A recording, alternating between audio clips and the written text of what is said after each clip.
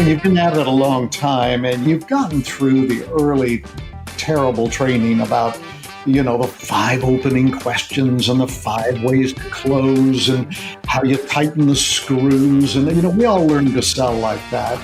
And we did it for a long time. And for a long time, the job of sales management has been just trying to keep the pressure on your people to do that. And the problem with it is that nobody really likes to sell like that.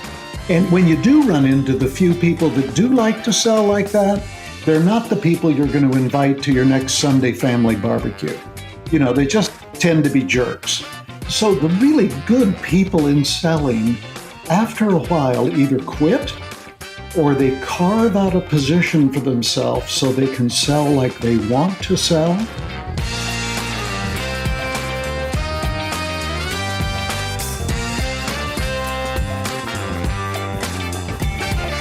Hi, friends. Welcome to the Sales Enablement Podcast. I'm your host, Andy Paul. Now, that was Scott Roy and Roy Whitten, and they are the co-authors of a book titled Decision Intelligence Selling: Transform the Way Your People Sell. Now, they have this great paragraph in their book that says, quote, there is credible research that identifies the business activity that creates or destroys customer loyalty. And it's the way they, the buyer, are treated during the selling process. In other words, the buying experience. It creates or destroys customer loyalty. Now, their conclusion, Scott and Roy, is that if you want to create a business that not only survives, but thrives, then you really need to take a look at the way your business sells. So this episode and the 2 that follow it this week are all about attacking the status quo in sales. Despite all the talk about the revolution that has hit sales in the past 10 years, nothing could be further from the truth. Sales is still stuck in the past, and all the technology in the world hasn't changed that. So what I dig into with Scott and Roy is what companies need to do to really transform their selling. And they put forward their formula, what they call the race transformation equation. And we're going to get into that. And we'll also get into one of my favorite topics, which is what I believe is the wrong-headed belief many sellers have that selling is about persuasion, persuading people to buy stuff. It's this belief that sales is about persuasion that drives reps, to sell before their time or sell before they really understand what the customer needs, which is so backwards and destructive of value. So we're going to get into all that and much, much more. But before we get to Roy and Scott, I want to remind you to subscribe to this podcast wherever you listen to it. And if you subscribe, we'd certainly appreciate it if you'd give us your feedback on how we're doing in the form of a review. So thank you for that. All right, let's jump into it with Roy Whitten and Scott Roy. Scott and Roy, welcome to the show. Thanks. Thank you very much. Good to be here with you, Andy. And so tell us where you guys are sheltering in place. I know you're in separate locations.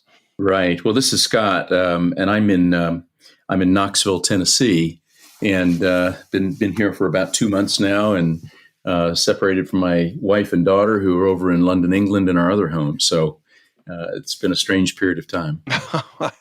I can imagine. But you're getting familiar with using Zoom, though. Well, it's really funny, Andy. Zoom is the platform that we use all the time anyway. I spend 6 to 8 hours a day on Zoom pre-COVID, just because we work globally. We work all over the world. And, speaking to our clients or speaking to prospective clients or our staff, we're constantly using Zoom. So that's not been a big adjustment for us at all. And Roy, how about you? Where are you?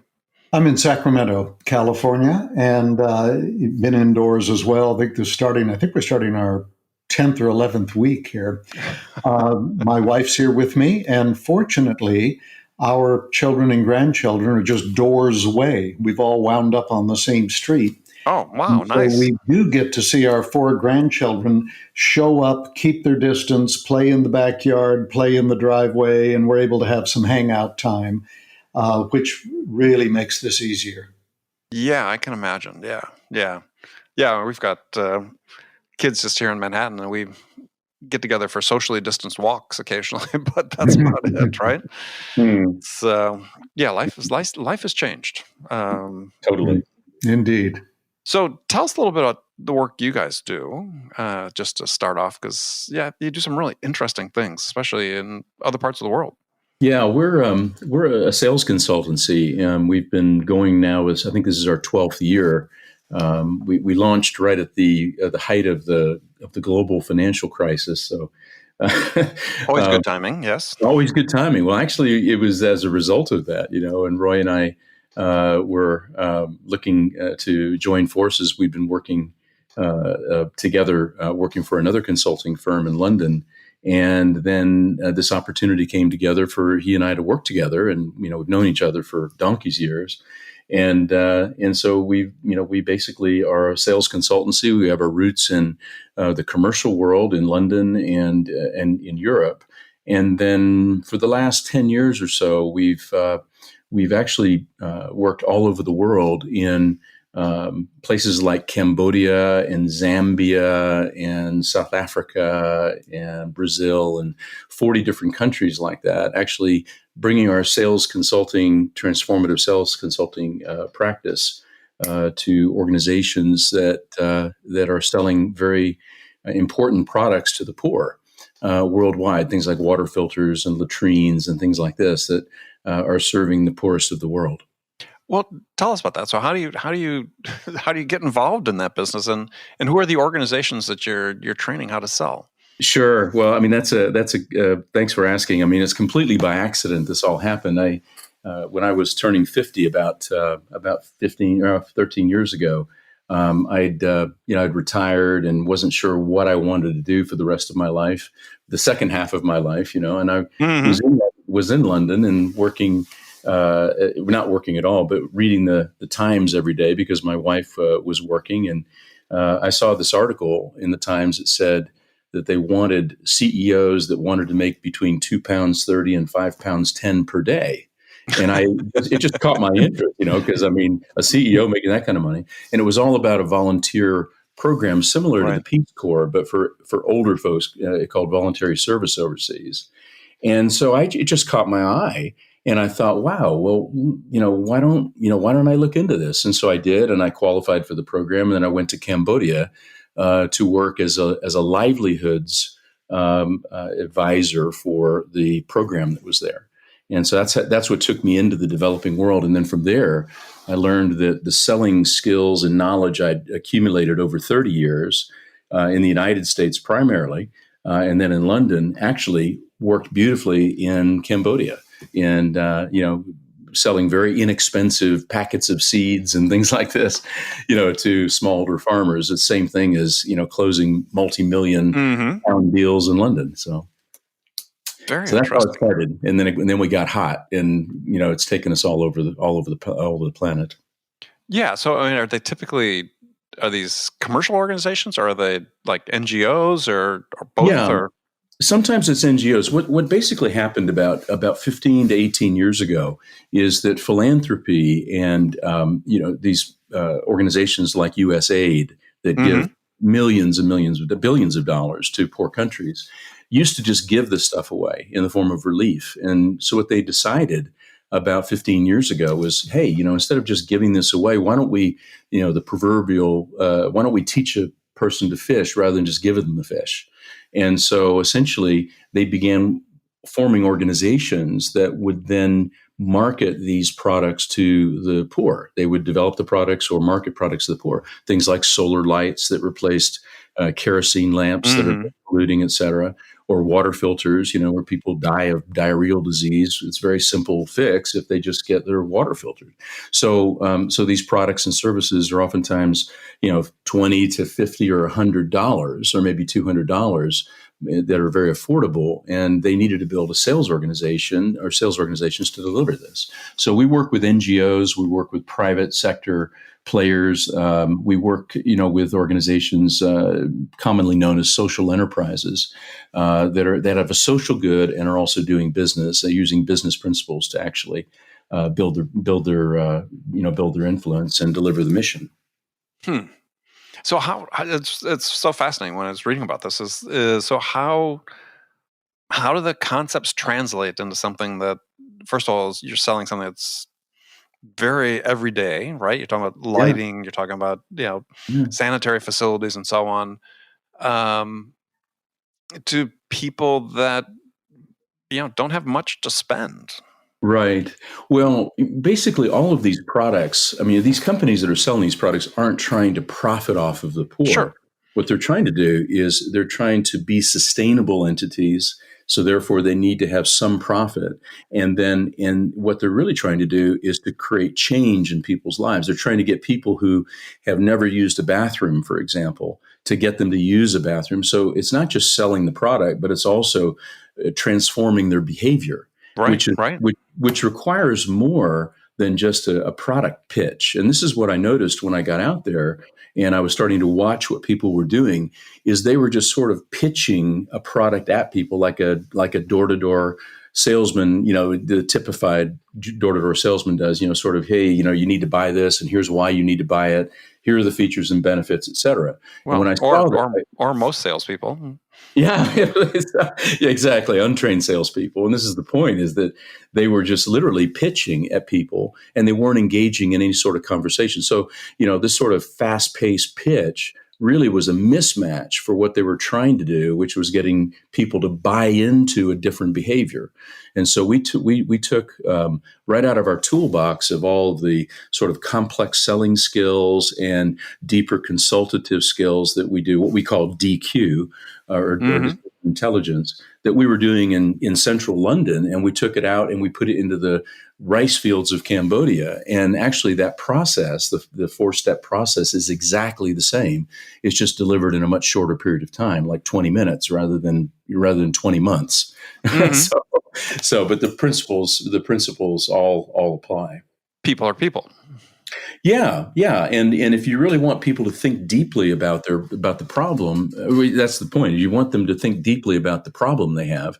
Oftentimes, people don't even know they have a set of problems, and so therefore, you need to engage in conversation that helps draw that out of them, so that they begin to realize that the problem they have is bigger than they thought it was, and so therefore, it sets up an opportunity for them to discuss solutions to that problem. Mm-hmm. And sort of last question on that part is so how'd you guys make money on that? Well, we make a lot less money on that. Let's put it that way.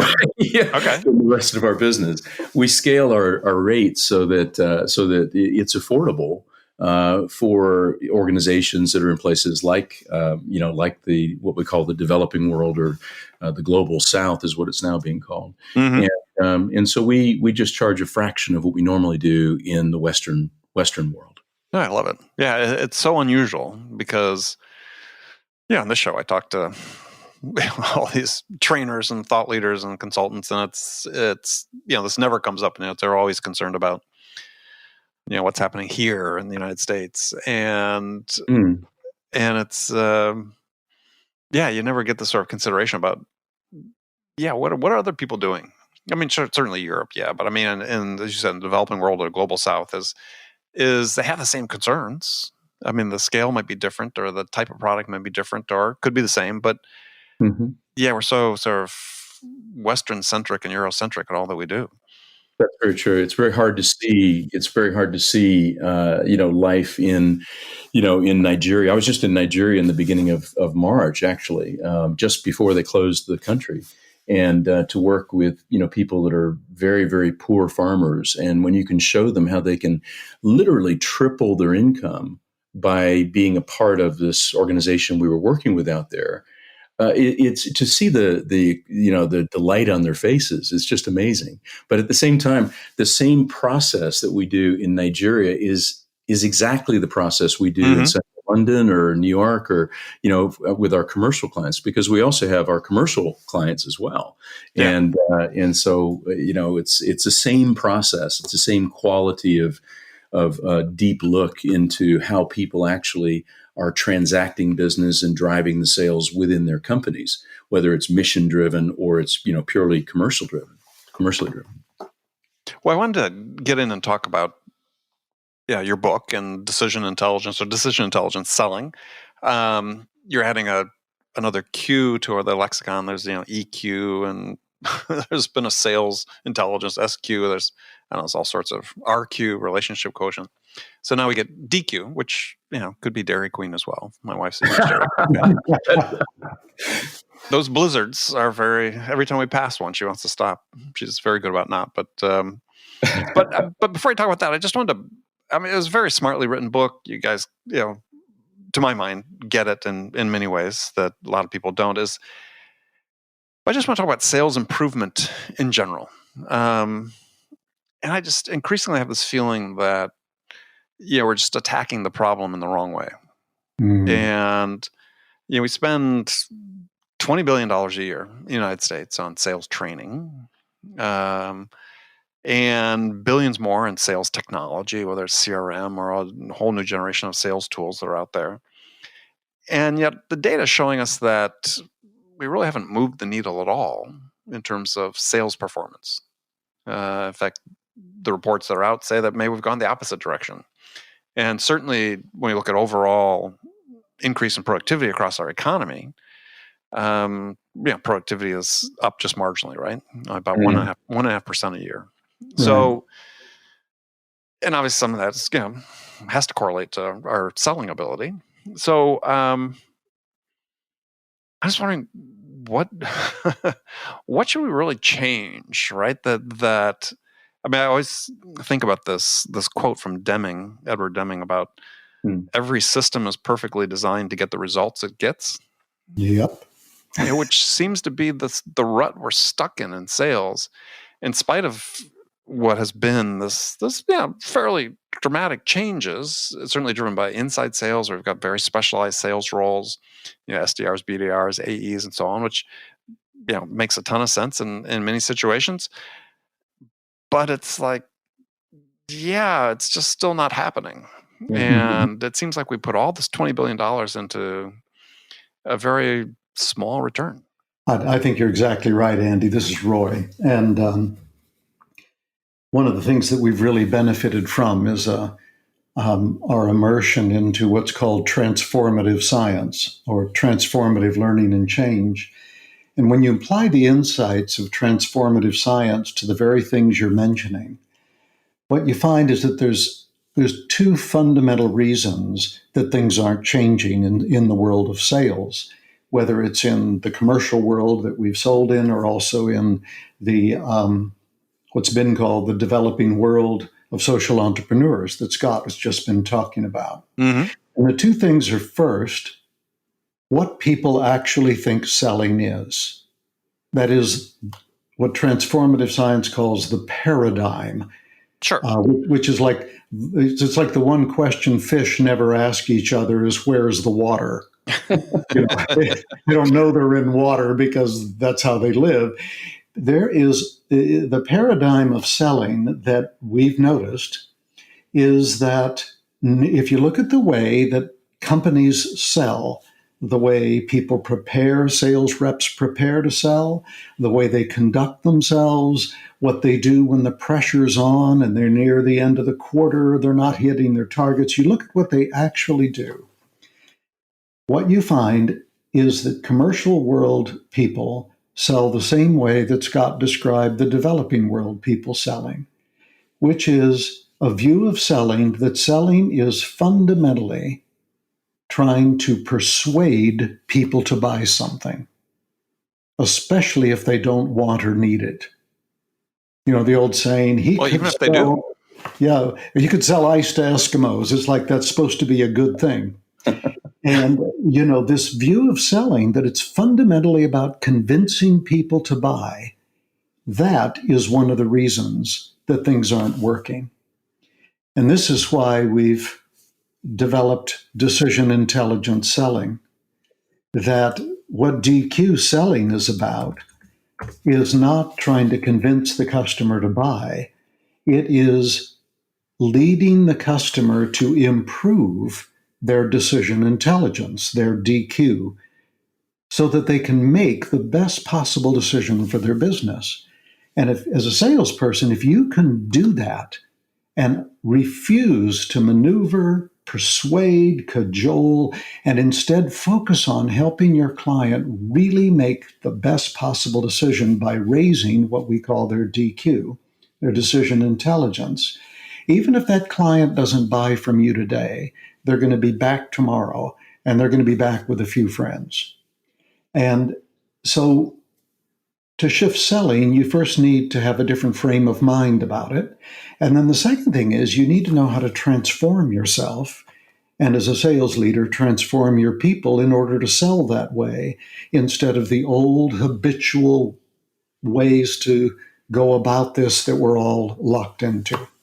Yeah, and I want to dig into both those, but I was sort of thinking more broadly in terms of what has to change. Is one of the things that in this Deming quote, I've been reading this book Upstream by Heath, and it's just like, okay, yeah, are we not approaching even how we analyze what the problem is from the right perspective? Because a lot of data exists that says that perhaps one of the most important way you can try to affect individual seller performance is through more effective coaching, and yet we invest no money at all virtually in trying to train people how to coach. Even with the methodology you lay out with your race methodology is somebody still needs to coach that, right? And so I think, I was thinking the other day as I was having this conversation with someone, is like, well, maybe we've got it all backwards. Maybe what we need to do, and I'm just by way of background, I'm a huge soccer fan. And so, Liverpool fan and so on, and love Premier League soccer. But you look at the way they've structured how they manage and coach those teams. And it's not just soccer, but professional sports in general. They have these roster of very specialized coaches with, specific knowledge about performance improvement, mindset improvements, nutrition, health, even the point of Liverpool's got a coach just for throw-ins, right? Is we don't do anything analogous to that in sales. We still assume that the VP of sales and his small cadre of team are experts on all this stuff, which they're not. Nope, they're not. And that's one of the big mistakes companies make, is trying to hire that expertise instead of learn how to develop it and then train their people in it. But do we have to change the structure of how we manage sales? I mean, I look on the sales side and I said, we've just talked about, we've made some pretty radical transitions and that are sweeping through sales with the specialized sales roles. Yet we still fundamentally manage sales the way we did 120 years ago. We still imbue this, these mythical managers, thinking that, hey, they are the end all be all of knowledge about sales. And they feel oftentimes, VPs, and maybe you've seen this in your business, I certainly did in mine when I was doing more consulting, was last thing in the world a VP would do is raise their hand and say they needed help, because that was a sign of weakness. Such a good point. The real job of sales management is to do exactly what you're describing, which is, first of all, to design a selling system that raises the DQ of their clients instead of just tries to persuade them to buy. And then secondly, they need to know how to literally transform their people, not just how to coach them in general, but how to help them shift. You mentioned the transformative formula we use, R equals A plus C plus E, which means that if you're going to really transform somebody, you've got to go after three things: their attitude, their competence, and the way they execute. Right. And you've got to do it in a holistic fashion. And it starts with transforming and giving people the ability to literally recognize their mindset and shift it. Not wait for it to shift, but shift it themselves. That is part of the magic sauce. Right. And if you, as a sales manager, you can learn to do that, you are going to be able to build people in a way that you never could before. But my point is, why should a sales manager be the person to do that? Why shouldn't there be a coach that's we'll call it a mindset coach or a transformation coach on staff? And that's all they do. Let the manager manage, the developing the capacity of the organization and, hiring and putting the right process in place. But when we develop individuals, why don't we imitate what professional sports are doing, which is a performance activity, just like sales is a performance-based activity? Why should that be a sales manager response? Why shouldn't that just be, that's a staff position? This is a person, this is what they do. They coach this aspect, say of the attitude that you talked about, Mm-hmm. they're the attitude coach. Part of it's function of numbers. You got one coach and all these people out there whose attitude is slipping and sliding all over the place. And That's especially right. That's the problem. But it's a manager. when they're on the job. And therefore, the way to really make it sustainable is show the manager how to do that. Well, sure. We happen to think that's the manager's job. Because if you really want to build your people's capacity, learn how to help them manage their attitude. Exactly. But my point is, I think it's become so special. The knowledge to really make it happen is so specialized that we shouldn't have the managers do it.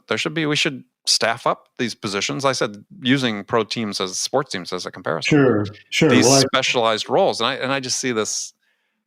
There's a reluctance somewhere, either at the C level or whatever, to say change their mindset about. We're so archaic in the way we try to manage sales. It's mind blowing. Well, I think a lot of it has to do, Andy, with the actual channel structure you have, and what is the product you're selling, et cetera. Because you're not always following, certainly not following the same distribution system. Mm-hmm. So some companies might really benefit from having specialists in those areas. So you've got geographic concerns, you've got all these various different things that are going to be a matrix of different decisions to make. And maybe you do have several managers who are involved in this, or several people that have specialties. Whereas another product that you're selling or a service you're selling might not require that kind of specialization. So, I agree with you that, in the right situations, maybe it does make sense to have that sort of specialty. Can I add a thought to that, Andy? Sure, absolutely. One of the things we've noticed, because we face this with every client that we work with, and we often do find kind of attitude management champions, people who get really good at this within a given company, and they kind of take on that role that you're talking about. Mm-hmm. And it's very valuable, and I wouldn't slight it, and I think that is something to learn from professional sports. Yeah. The reason, however, to really get managers to be good at it, and in fact, we require our own managers to be masters at doing that, or they can't manage. The reason is that managers can screw things up faster for a sales team than the management coach can get to them to help fix it. Mm.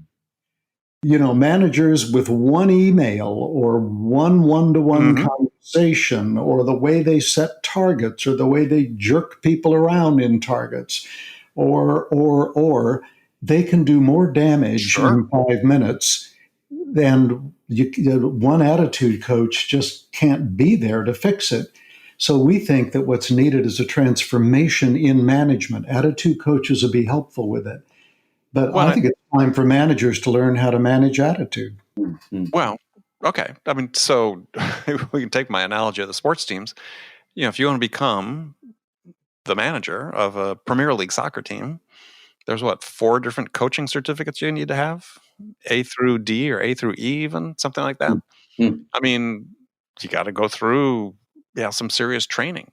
I find it interesting, and I've posed this question to other people. It'd be interesting, your response to this is, so if we took that $20 billion a year in training that we spend on sales training in the United States, of which maybe, I'll say generously 5% of it is spent on training managers, and I don't think it's that much. I mean, I interviewing an author a couple weeks ago, and he said that there was a study he quoted that showed that, at least in the U.S., is the average age a manager is at when he gets his first leadership, or he or she get their first leadership training. Yeah. Age 42. Wow. So what if we took this $20 billion and flipped it on its head and spent, 18 of the billion training managers and 2 billion training salespeople? Well, this is really interesting, Scott. You want to speak to that about our latest insights about how we're training? Definitely. I mean, you're really speaking my language here, Andy, because as sales consultants, we go into organizations, and we're not there because they're doing well. We're there because they have a problem and they can't fix it for themselves. And so, generally speaking, we can do all the fixing at the sales rep level and get the systems right and everything. But if management fundamentally is not aligned with that and supporting that and creating the context for that, then we've just wasted our time. We've wasted their money to do that.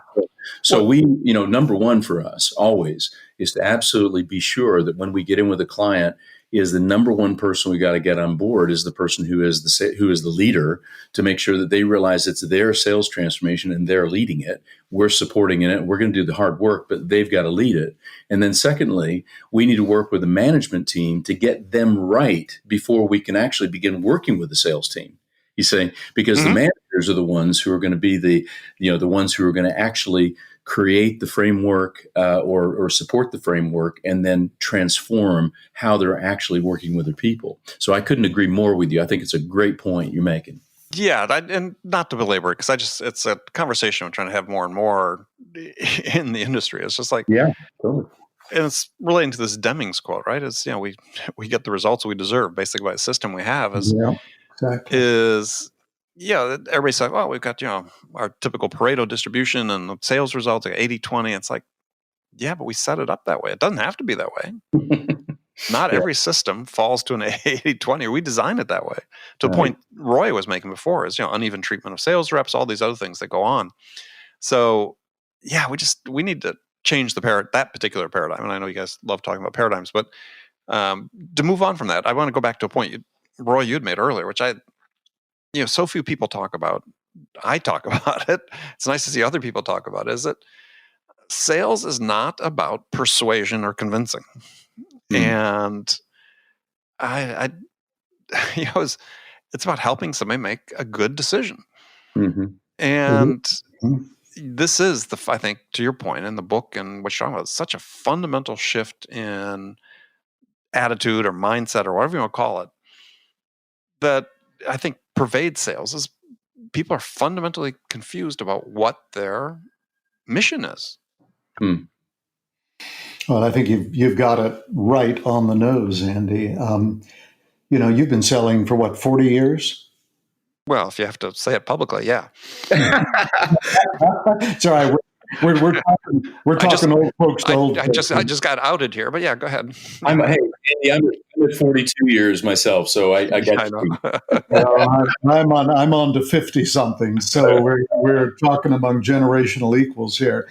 When you've been at it a long time, and you've gotten through the early terrible training about the five opening questions and the 5 ways to close and how you tighten the screws. And, we all learned to sell like that.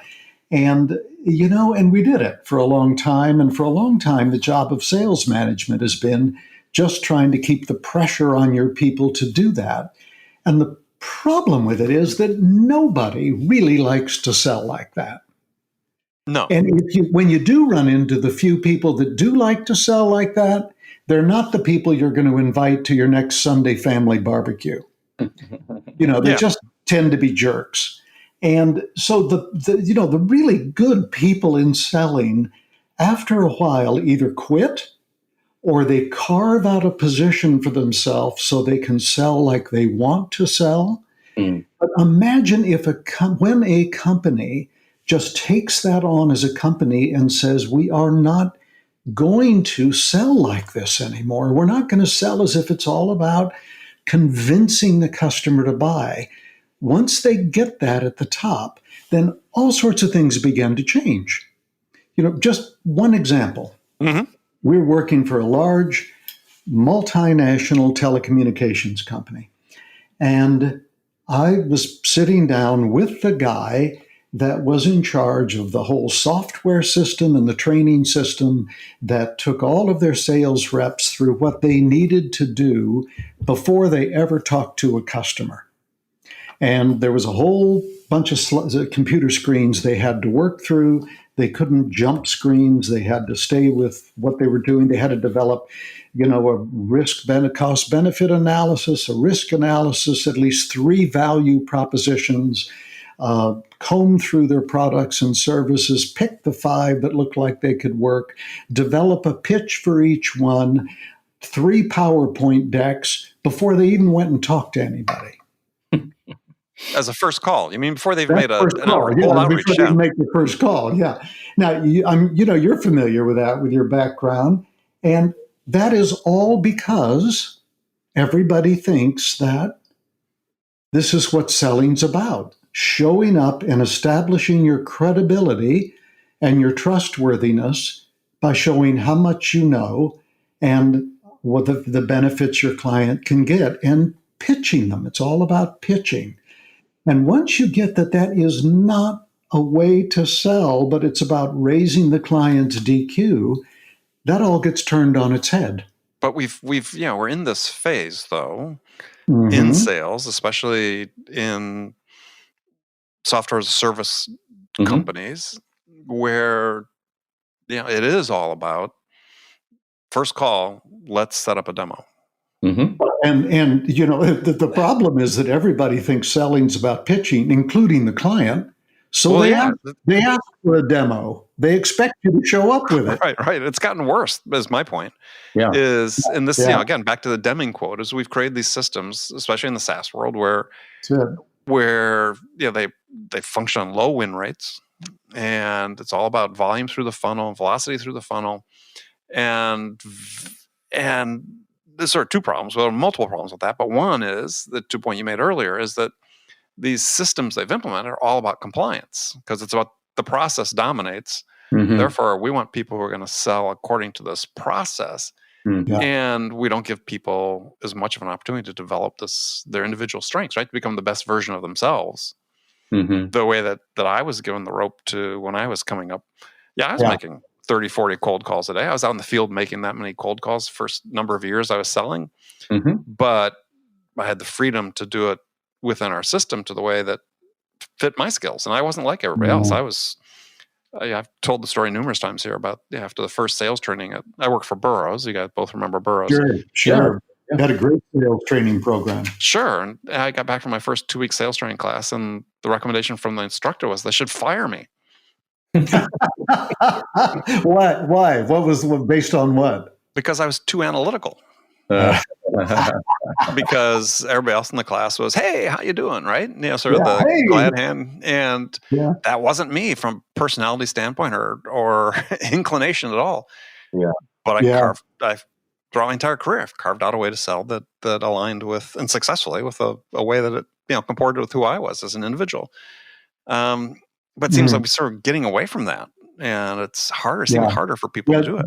There's some good news on the horizon. The good news are the people that Scott has worked with on our behalf in the developing world, the social entrepreneurs who trust the value of a for-profit business and developing the innovation behind it, but who also don't want to do it simply for profit, but want to do it for the public good. And that is now, just recently, I'm sure you caught last August, the Business Roundtable, the 180 some top executives in the US, and every year they issue forth stuff about purpose of a business. And in August of last year, their contribution to what the purpose of a business is eliminated short-term profitability from the list. And their list in first place was the well-being of their clients, and then their employees, then their suppliers, then the communities in which they work, and lastly was not short-term profit, but long-term profit for stakeholders. Mm-hmm. And, that was the first time I'd ever heard corporate America, corporate Europe, come down and say, what we're doing is not working. Mm-hmm. And I agree with you. It's gotten worse instead of better as businesses are chasing short-term profits to satisfy the streets. The commercial companies we've worked with are just suffering under this. Mm-hmm. And they're losing good people right and left because they don't want to work like this. Yeah. Well, I think it's getting worse, but I think it's like COVID, it's pushing it to a breaking point. Mhm. And I think with that announcement from the Business Roundtable, with the social entrepreneurs we see who are always a few years ahead of corporate, I think we're coming to a point where people are saying, look, what we're doing isn't working. And if you're going to change it, you got to do two things. The first is you've got to go to the fundamental of what is selling. Mm-hmm. It's about DQ, not about persuading them to buy. And the second thing is you got to get good at transforming the human being and realize that the reason people take 20 billion worth of sales training a year and don't change is they spend a lot of time on autopilot. They spend a lot of time doing things the way they've done them before, and they don't know how to get out of that rut. And their leaders and the leaders of these companies, Andy, they really just, they may say, look, we got to stop selling this way, but oftentimes they don't know what to change to. It's and that's the fear. It's like, Yeah. let's keep doing more of the same that we know doesn't really work that well, but we don't really see an alternative to it. You say, If we just change the structure a little bit, or change the pitch, or Well, yeah, that's why change the software, right. That's why we were talking earlier about let's make radical changes to this, right? Yeah. It's because Well, we're just trying to fix it around the edges, and it's not working. It hasn't worked for a long time, and I that's one of the things that I love about working with a lot of the younger companies we get to work with, because they've got younger executives. They're not so set in their ways, et cetera, and so they're very open to new and different ways of going about something, and so therefore we've had some great successes with that, and true in the commercial world too. But oftentimes it takes a very visionary leader. And I'm sure you saw that in the book with some of the stories that were in there about people we've worked with, is that kind of visionary leader that says, look, I am tired of it being this way, and I do want to change this. And so therefore they put in, they put in place the protection to protect the teams and shield them from other departments or other leadership that wants them to snap back into doing it the old way, Yeah.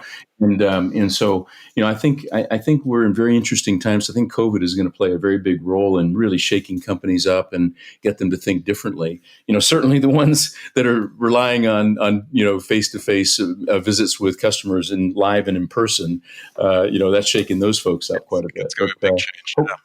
Hopefully there'll be a big enough change that will get some people to really begin thinking differently about what selling really is. And, it's not just the lip service of saying, we want to make sure clients make the very best possible decision, for themselves, their family, or their business, or whatever.